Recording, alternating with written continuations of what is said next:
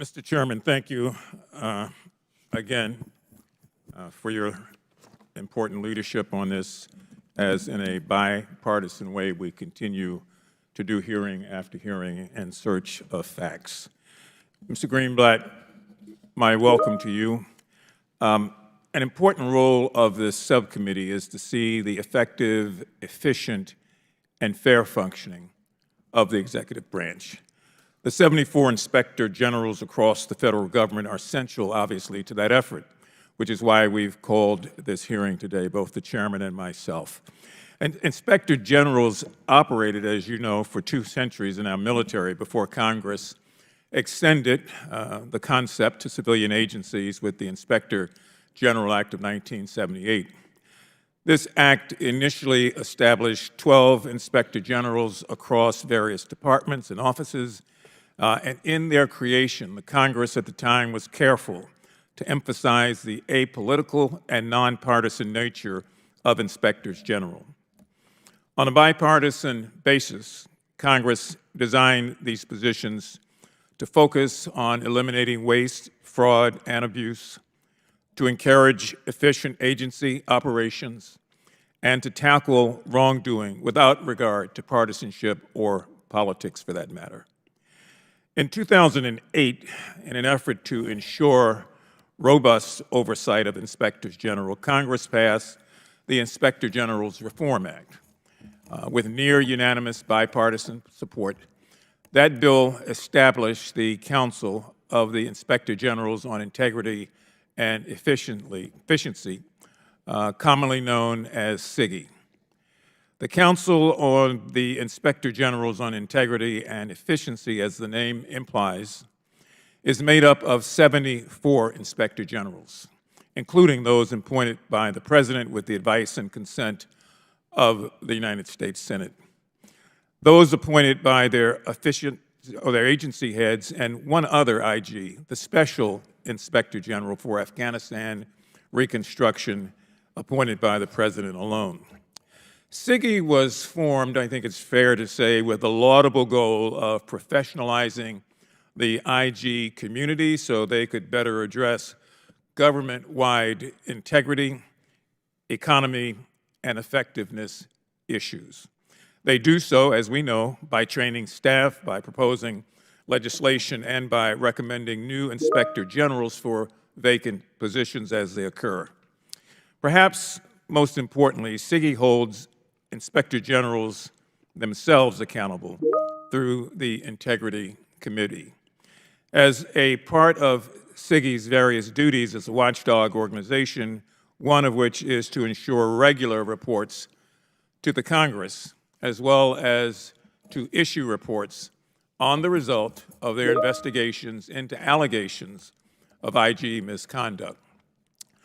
Unfortunately, members of Congress on both sides of the aisle, myself included, have oftentimes found ourselves vexed by CIGIE's lack of expediency in completing and disclosing the results of their Integrity Committee investigations. For example, since early 2022, members of Congress have raised to CIGIE several concerns regarding the ethics, credibility, and the political independence of the Department of Homeland Security Inspector General Joseph V. Cuffari, originally nominated by former President Trump in 2019. Alarmingly, these concerns included a failure to report rampant sexual misconduct and harassment charges at DHS, and a failure to investigate and disclose missing Secret Service texts relating to the events of January 26, 2021. 3 years into his tenure, a majority of the lawyers in the DHS Office of the Inspector General had left, many of whom cited dysfunction and abuses of power stemming from Mr. Cuffari's leadership as a catalyst, they said, for their departure. Most concerning, though, is Mr. Cuffari's failure to comply with the House Oversight Committee's long-standing investigation into his misconduct, citing a myriad of spurious claims in response to numerous oversight letters. Over the course of his tenure, at least 8 investigative letters had been sent to IG Kafari over his inadequate performance and his unwillingness to cooperate with congressional investigations. Mr. Chair, I ask unanimous consent to submit several of those letters sent between 2020 and 2024, I should say, as well as 2 of Mr. Kafari's responses sent on February 1st and August 31st of 2023 into the record. Without objection, those will be included. Despite these mounting issues, we still lack a clear understanding of the status of the results of CIGIE's investigation into IG Kafari, even after a years-long process, and I might add a highly suspect $1 million plus settlement between Mr. Kafari and one of his employees. And so I guess my point here is that if CIGIE is to be an effective watchdog, it must be transparent to Congress and to its members on both sides of the political aisle. I do want to applaud the steps CIGIE has taken recently to implement a new transparency policy, but I would hasten to say that much more is needed and would be openly embraced by this committee and indeed the larger Committee of Oversight. And while the Council must be improved, that does not mean it is replaceable, and it certainly does not mean it is expendable. Along with its oversight function, CIGIE plays a valuable role in training staff, proposing congressional measures to improve government efficiency, and offering itself as a forum for learning best practices. The Council, as we know it, cannot and must not be recreated under the auspices of another agency, and I think, sir, you would agree with that. The Council of Inspectors General on Integrity and Efficiency has achieved important results. For example, after the CARES Act vested CIGIE with oversight responsibilities of pandemic spending, it stood up the Pandemic Response Accountability Committee, also known as PRAC.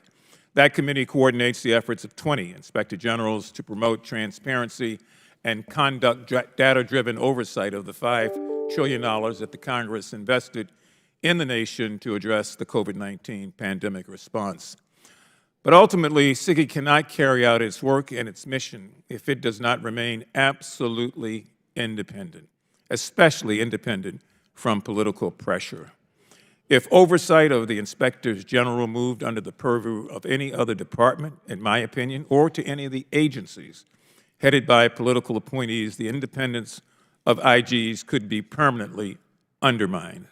We've already seen presidential administrations in years gone by fire inspectors general that release reports or engage in audits or carry out investigations that they themselves might find politically inconvenient, thereby undermining the independence of IGs, would empower future presidents to aim to thwart oversight and abuse of their powers to do so as well.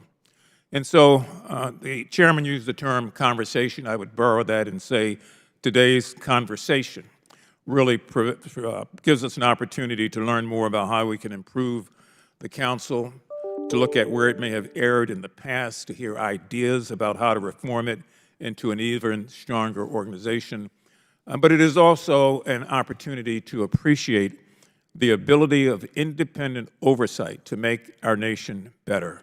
Respect for the rule of law and a culture of accountability are the bread and butter of this subcommittee, and I would dare say of the entire Congress. So like the chairman, I look forward to doing our part in this hearing. I thank you again for being here, and we are all working to preserve the values and the expectations that I spoke about earlier. Mr. Chairman, again, thank you for agreeing to do this and for allowing me the opportunity as the ranking member to participate, and I would yield back my time, sir. Gentleman yields back his time. Thank you very much.